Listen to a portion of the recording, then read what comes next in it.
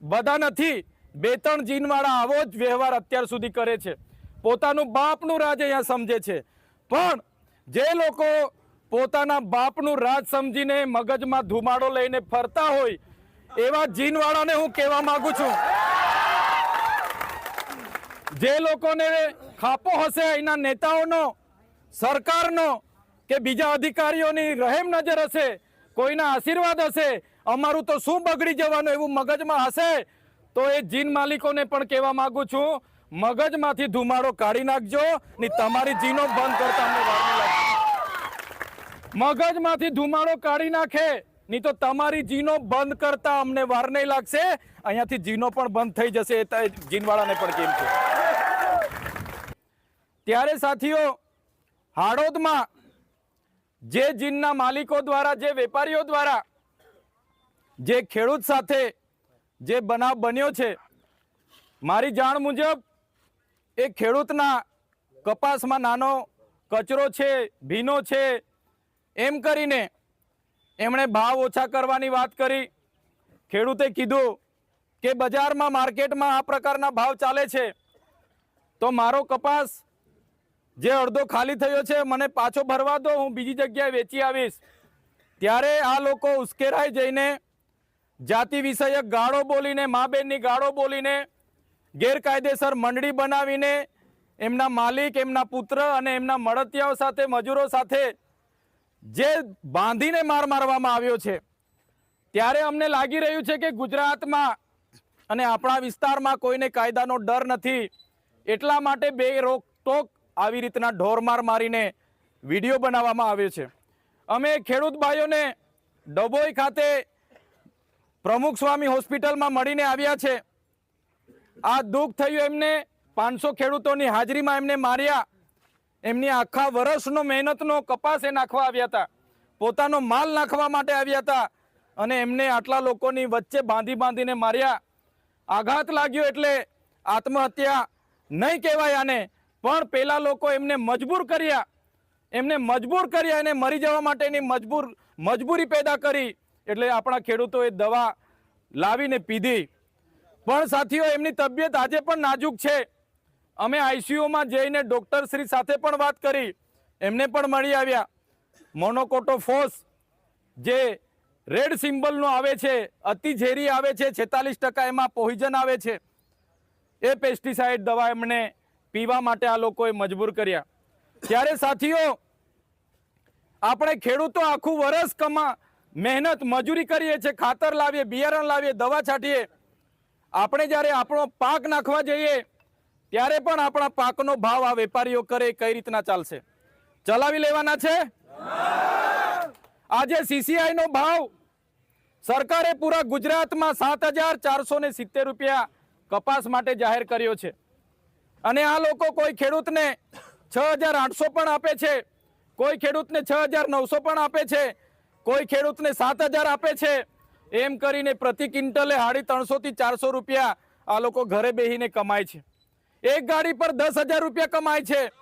રોજની 20 ગાડીઓ ખાલી થાય તો 2 લાખ રૂપિયા કમાઈ લે છે। આ લોકો વર્ષે દાડે કરોડોપતિ બનવાની લાઈનમાં આપણા ખેડૂતોનું શોષણ કરે છે। વેપારી ભાવે કપાસ લે છે અને સીસીઆઈ ના ભાવે ઉપર મોકલે છે।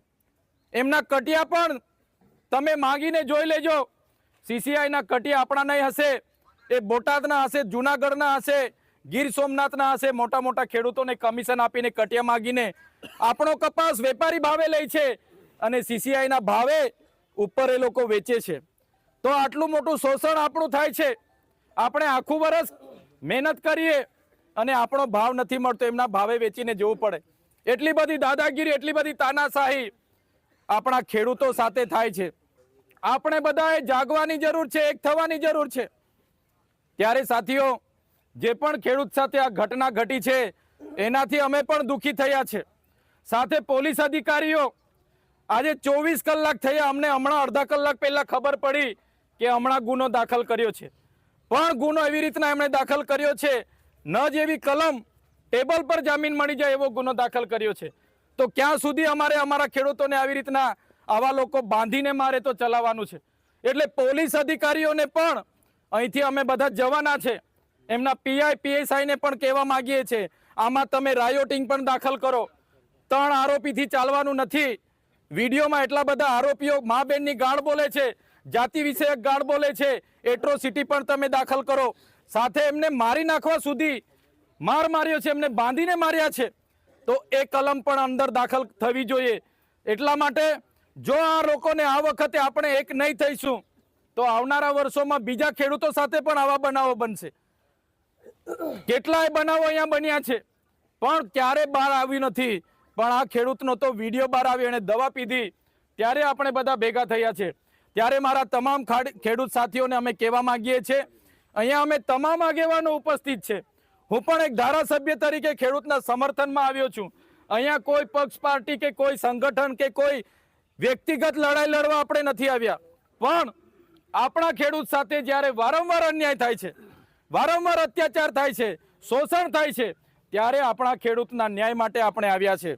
સાથીઓ, આ આપણા ભાઈને જો ન્યાય આ પોલીસ તંત્ર આપવા નહીં માંગતું હોય, આ એફઆઈઆરમાં જેટલા પણ લોકો એમને મારતા હતા, મા બેનની ગાળ બોલતા હતા, જાતિ વિશે ગાળ બોલતા હતા, એમના પર આ એફઆઈઆરમાં એમાં નામ નહીં આવે.